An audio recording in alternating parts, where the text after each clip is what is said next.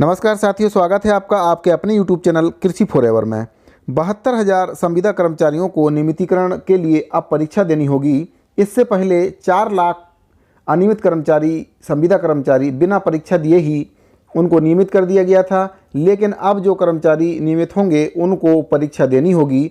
तो जो 72,000 संविदा कर्मचारी हैं, यह पहले से ही परीक्षा देकर इस मतलब विभाग में नौकरी कर रहे हैं, जिस भी विभाग में नौकरी कर रहे हैं, तो इनको अब नियमितीकरण के लिए फिर से एग्ज़ाम देना होगा। तो साथियों, जब एक बार एग्ज़ाम इन कर्मचारियों के द्वारा दिया जा चुका है, इंटरव्यू इनका हो चुका है, तो फिर से इनके लिए यह मापदंड क्यों अपनाया जा रहा है, इनके लिए परीक्षा फिर से क्यों आयोजित की जा रही है? तो इतने वर्षों की सेवा करने के बाद इनकी काफ़ी उम्र भी हो चुकी है और अब पढ़ने लिखने की उम्र भी नहीं है। तो इस हिसाब से इनको जो कर्मचारी संगठन हैं उनके द्वारा विरोध प्रदर्शन किया जा रहा है, विरोध किया जा रहा है और उनके द्वारा मांग की जा रही है कि अनुभव और वरिष्ठता के आधार पर संविदा कर्मचारियों को नियमित किया जाए। चूँकि इससे पहले भी कई कर्मचारियों को, 4 लाख कर्मचारियों को बिना इंटरव्यू के या बिना किसी परीक्षा के ही उनको नियमित किया गया है। प्रदेश सरकार ने नियमित पदों पर भी भर्ती में संविदा कर्मचारियों को आरक्षण देने संबंधी प्रक्रिया शुरू कर दी है, लेकिन 72,000 संविदा कर्मचारी इससे परेशान हो गए हैं और उनकी कम से कम 25 साल से वह संविदा की नौकरी कर रहे हैं और उन्हें नियमित होने के लिए अब फिर से परीक्षा देनी पड़ेगी, जबकि पहले से ही परीक्षा, इंटरव्यू जैसी प्रक्रिया से वह गुजर चुके हैं। दूसरी तरफ 4 लाख जो संविदा कर्मचारी हैं, वह बिना परीक्षा दिए ही उनका नियमितीकरण किया जा चुका है। मध्य प्रदेश संविदा कर्मचारी अधिकारी महासंघ के जो अध्यक्ष हैं रमेश राठौर, उनके द्वारा बताया गया है कि संविदा कर्मचारियों को नियमितीकरण का अवसर प्रदान करने के लिए 5 जून 2018 में एक संविदा नीति बनाई गई थी, जिसमें उल्लेख था कि किसी भी विभाग द्वारा सीधी भर्ती से किए गए पदों पर 20% पर संविदा कर्मचारियों के लिए आरक्षित किया जाएगा। साथ ही यह भी उल्लेख किया गया था कि संविदा कर्मचारियों के लिए आरक्षित सीधी भर्ती के नियमित पदों पर पारदर्शी एवं प्रतिस्पर्धात्मक प्रक्रिया के माध्यम से चयन होगा, जिसके कारण से जो संविदा कर्मचारी हैं 5, 10 और 25 वर्ष पहले भी विधिवत परीक्षा देकर चयनित हुए, उनको फिर से अब परीक्षा देनी होगी और नियमितीकरण के लिए एक बार फिर से उनको परीक्षा में पास होना पड़ेगा। उनके द्वारा बताया गया है कि प्रदेश में करीब 72,000 संविदा कर्मचारी के सामने परीक्षा देने जैसी समस्या खड़ी हो गई है, क्योंकि वह सालों से विभागों में कार्य कर रहे हैं और अब उनकी उम्र भी काफ़ी हो चुकी है।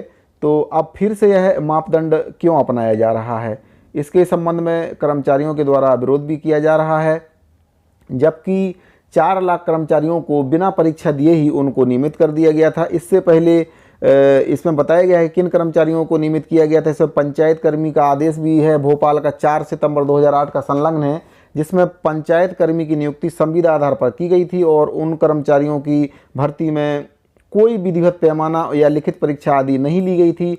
पंचायत स्तर पर ही सरपंच के द्वारा ग्राम समुदायों के माध्यम से भर्ती की गई थी और उनको पंचायत एवं ग्रामीण विकास विभाग का जो आदेश है उसमें आपका दिनांक 4 सितंबर 2022 के माध्यम से बिना किसी परीक्षा के ही उनको नियमित कर दिया गया था। और गुरुजी सर्व शिक्षा अभियान के तहत भी जो गारंटी शाला में कार्य करने वाले गुरुजी हैं, उनको भी पात्रता परीक्षा जो होती है, गुरुजी पात्रता परीक्षा, उसमें वह फेल भी हो गए थे, उसके बावजूद भी उनको नियमित कर दिया गया और उनको नियमित वेतनमान का लाभ दिया गया। तो मध्य प्रदेश शासन के द्वारा अभी 72,000 जो कर्मचारियों के लिए परीक्षा का आयोजन किया जा रहा है, इसके संबंध में कर्मचारी संगठनों का विरोध प्रदर्शन चल रहा है कि विरोध किया जा रहा है कि इस प्रकार का नियम आखिर क्यों बनाया जा रहा है। तो 72,000 कर्मचारियों में क्या सभी कर्मचारी परीक्षा में पास हो पाएंगे? उनकी जो इतने साल की वरिष्ठता है वह कहाँ जाएगी और इतने साल से विभागों में कार्य कर रहे हैं, उसका अब क्या होगा?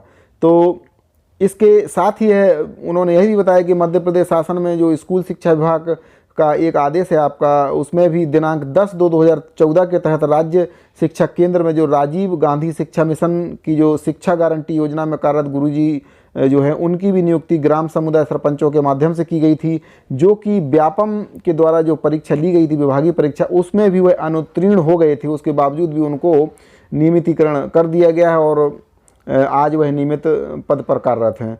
तो यही संविदा शिक्षक 3 वर्ष बाद भी सहायक अध्यापक संविलियन होकर नियमित हो गए हैं।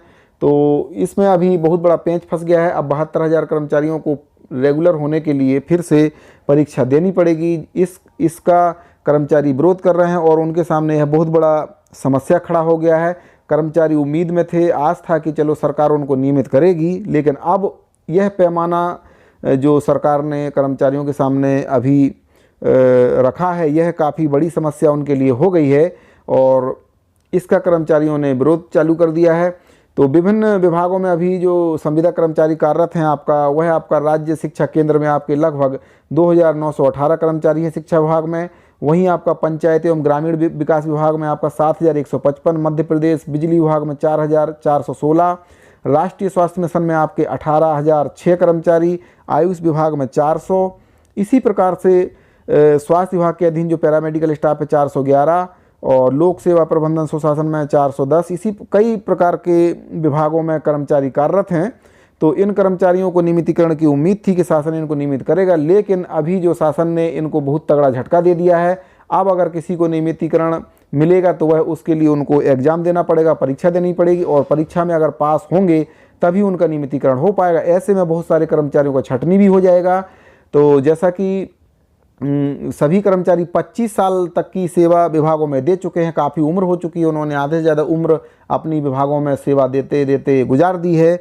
तो अब उनकी पढ़ाई की उम्र भी नहीं रह गई है। तो ऐसे में अब उनके सामने यह बहुत बड़ा संकट आके खड़ा हो गया है, जो परीक्षा का संकट है। तो ऐसे में कई कर्मचारियों का छंटनी हो जाएगा और हो सकता है उनका नियमितीकरण ना हो पाए और वह संविदा में ही रह जाएं। तो शासन को इस पर ध्यान देना चाहिए और सीधे उनको विभाग में समायोजित कर देना चाहिए, संविदा कर्मचारियों को जो रिक्त पद हैं उन पर। और अगर शासन चाहे तो ऐसा कर भी सकती है। तो यह खबर आपकी आ रही थी मध्य प्रदेश से। साथियों, अगर आपको वीडियो पसंद आ रहा है तो वीडियो को लाइक कर दीजिए, ज़्यादा से ज़्यादा शेयर कर दीजिए ताकि आपके साथियों को इसके बारे में पता चल सके। इस वीडियो में फिलहाल इतना ही। मिलते हैं अगली वीडियो में एक अगले टॉपिक के साथ। तब तक के लिए धन्यवाद।